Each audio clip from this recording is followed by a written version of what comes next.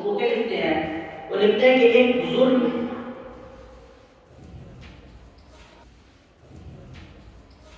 وہ فرماتے ہیں کہ میری یہ عادت تھی کہ میں اذان سے پہلے مسجد کی چلا جایا کرتا تھا، وہاں پر جا کر وضو کیا، نماز نوافل پڑھتا، درود شریف پڑھتا، اذان ہوتی، اس کے بعد اپنی نماز پڑھ کر واپس آ جاتا۔ ایک دفعہ جب میں مسجد کے اندر داخل ہوتا ہوں تو دیکھتا ہوں کہ ہمارے علاقے کے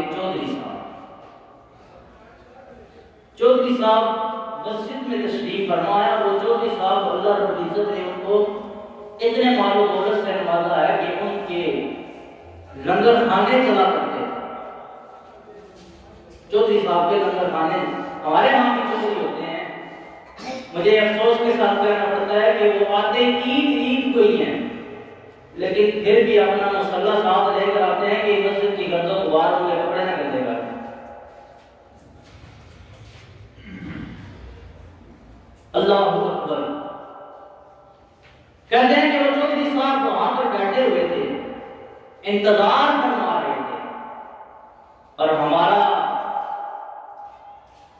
اس قوم کے ساتھ تعلق ہے کہ جو قوم شادی ہال میں کھانے کے لیے 3 گھنٹے انتظار کر سکتی ہے، لیکن اگر 5 منٹ امام صاحب لیٹ ہو جائیں تو ان کا انتظار نہیں کر سکتے۔ اس قوم کے ساتھ ہمارا تعلق ہے۔ وہ چودھری صاحب بیٹھے ہیں کہ کہتے ہیں کہ میں بھی جا کر اس مصلی پر جا کر بیٹھ گیا، اپنی روٹین کے مطابق نفل پڑھے، آقا علیہ الصلوۃ والسلام پر درود پڑھنا شروع کر دیا کہ اتنے میں ایک فقیر مسجد کے اندر تشریف لے کر آتا ہے، پھٹے کپڑے پہنے ہیں، میلے کپڑے پہنے ہیں، آتا ہے، 2 رکعت نماز نفل پڑھتا ہے اور دعا کرتا ہے، اور دعا پھر ایسے نہیں کرتا، اونچی آواز سے دعا کرتا ہے۔ اس کے دعا کے الفاظ کیا تھے؟ وہ کہتا ہے یا الہ العالمین، تو نے مجھے میری زندگی بخشی، آج تک میں نے یہ زندگی تیرے اصولوں کے مطابق گزاری، جو حکم تو نے اور تیرے نبی نے دیا اس کے مطابق میں نے اپنی زندگی کو گزارا ہے۔ یا الہ العالمین، 3 دن سے بھوکا ہوں، 3 دن سے بھوکا ہوں، اور آج مجھے کھانا کھلا۔ اور پھر وہ شخص کہتا ہے کہ آج میں کوئی عام کھانا نہیں کھاؤں گا۔ اس نے شخص نے چیزیں گنوائی، اور علماء کرام کہتے ہیں کہ جو اس دور کی مشہور چیزیں تھیں، اس طرح آج کے دور میں اگر ہم کہیں تو قورمہ ہو گیا، بریانی ہو گئی، اس طرح اس دور کی جو مشروبات اور وہ طعام، اسپیشل طعام تھا، وہ اس نے گنوایا۔ یا الہ العالمین، آج میں نے یہ بھی کھانا ہے، میں نے یہ بھی کھانا ہے، میں نے یہ بھی کھانا ہے۔ وہ چودھری صاحب تھے، انہوں نے جب سنا نا تو وہ یہ سمجھے کہ مانگ تو یہ اللہ سے رہا ہے، لیکن سنا مجھے رہا ہے۔ اگر اس نے اللہ سے ہی مانگنا تھا تو یہ خاموشی کے ساتھ بھی مانگ سکتا تھا، دل میں بھی مانگ سکتا تھا، لیکن مجھے لگتا ہے اس کی نیت اللہ سے مانگنے کی نہیں ہے کہ مجھے سنایا تاکہ میں اس کو پوچھوں۔ اگر اللہ رب العزت نے کسی انسان کو اتنی مال و دولت دی ہے کہ وہ اللہ کی مخلوق پر خرچ کرتا ہے، تو یہ نہ سمجھے کہ اس کے اندر کوئی کمال ہے۔ وہ اللہ رب العزت کا شکر ادا کرے کہ اللہ رب العزت نے اس کو ایک تو دولت عطا کی، اور پھر اس کو خرچنے کی بھی اپنی مخلوق پر عطا نصیب۔ وہ چودھری صاحب کہنے لگے ان بزرگوں کو کہ اگر یہ مجھ سے ڈائریکٹ مانگ لیتا نا تو میں اس کی فرمائش کو پورا کر دیتا۔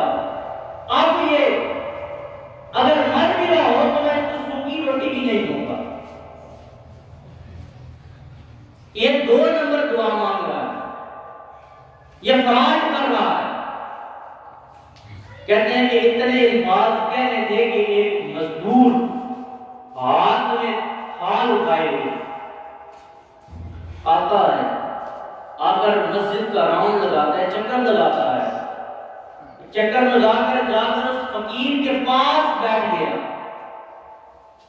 اس فقیر کے پاس بیٹھا، ہاتھ نیچے رکھا، جب کپڑا اوپر سے ہٹایا تو وہی چیزیں تھی جو فقیر نے دعا میں گنوائی۔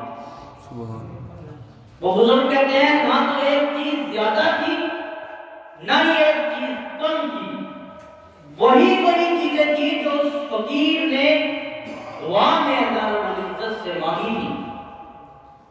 کہتے ہیں کہ اس فقیر کو میں نے کھانا پیش کیا، اس فقیر نے دو لقمے ہر کھانے میں سے لگائے، ہر ڈش میں سے دو لقمے لگائے، اور کہتا ہے بیٹا میرا پیٹ بھر گیا، تم چلے جاؤ۔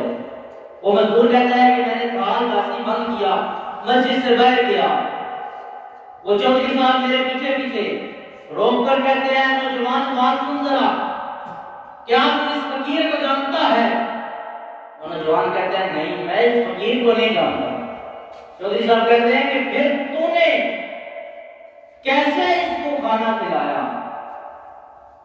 وہ مزدور کہتا ہے کہ میں ایک امین زادے کے ہاں مزدوری کر رہا تھا، 2 مہینے ہو گئے مجھے اس نے تنخواہ نہیں دی، آج اس نے مجھے 1 دینار دیا، 1 دینار 4.5 نشے کا، تقریباً 4.5 نشے کا، اور آج کے دور میں سونا جو سا 4.5 نشے جتنی رقم ملتی ہے اس دور میں اتنی ہی اس کو وظیفہ ملا، اس کی تنخواہ ملی، اور کہنے لگا جب میں وہ 1 دینار لے کر گھر آیا میرے بچوں نے فرمائش کی کہ ابا جان آج میں نے یہ کھانا ہے، دوسرے بچے نے فرمائش کی کہ میں نے یہ کھانا ہے، تو میں نے کہا 2 مہینے سے بچوں کی خواہش پوری نہیں کی، تو چلو آج اس 1 دینار کی میں اپنے بچوں کی خواہش پوری کرتا ہوں۔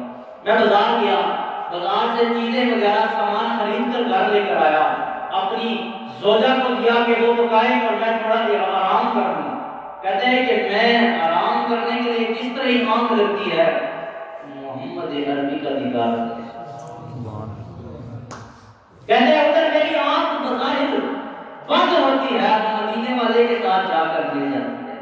آپ علیہ الصلوۃ والسلام آپ میں آ کر کہتے ہیں کہ اے شخص آج تمہارے محلے کی مسجد میں ہمارا ایک دوست آیا ہے، ہمارا ایک محبوب آیا ہے جو اللہ اور اس کے رسول کے ساتھ محبت کرتا ہے، اور اللہ کا رسول اور اللہ اس شخص کے ساتھ محبت کرتا ہے۔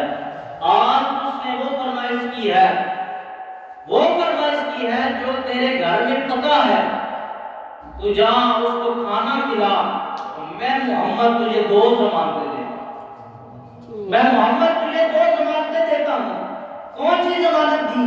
آقا علیہ الصلوۃ والسلام نے فرمایا کہ میں محمد تجھے یہ ضمانت دیتا ہوں کہ تیرے گھر میں آج کے بعد کھانے میں بے برکتی نہیں ہوگی،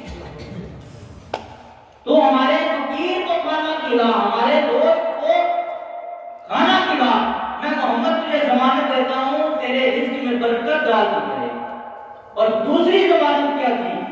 دوسری ضمانت یہ تھی کہ میں محمد تجھ سے وعدہ کرتا ہوں کہ بروز حج تجھے جنت میں اپنے ساتھ لے کر جاؤں۔ سبحان اللہ، میں تجھے ضمانت دیتا ہوں کہ بروز حج جنت میں تجھے ساتھ لے کر جاؤں گا۔ وہ چودھری صاحب کہتے ہیں کہ اچھا تو نے 1 دینار خرچ کیا ہے، مجھ سے 2 دینار لے لے اور مجھے اپنے ساتھ حصے دار شامل کر دے۔ وہ کہتا ہے نہیں چودھری صاحب 2 دینار نہیں لیتا۔ چودھری صاحب کہتا ہے 15 دینار لے لے، 20 لے لے، 50 لے لے، 100 لے لے۔ شخص کہتا ہے چودھری صاحب غصہ ہو گیا چلے، میں محمد عربی جنت کی ضمانت دیتی ہے، میں پوری دنیا میں اگر آپ مجھے دے دیں تو میں یہ سودا منظور نہیں کروں گا۔ اس لیے کہتے ہیں کہ اللہ رب العزت نے اگر آپ کو کچھ دے دیا ہے تو اس پہ اللہ رب العزت کا شکر ادا کریں، اس میں تکبر نہ کیا جائے، اس میں تکبر نہ کیا جائے۔ اور جو اللہ والے ہوتے ہیں وہ اللہ سے اپنی بات کو منوانا جانتے ہیں، اور اللہ رب العزت ان کی بات کو سنتا ہے۔ اس لیے اللہ رب العزت سے دعا ہے کہ اللہ رب العزت ہم سب کو اپنے اپنے پیاروں کے نقش قدم پر چلنے کی توفیق عطا فرمائے، ہمیں بھی اور ہماری آنے والی نسلوں کو بھی اللہ رب العزت اپنے پیاروں کی محبت نصیب فرمائے۔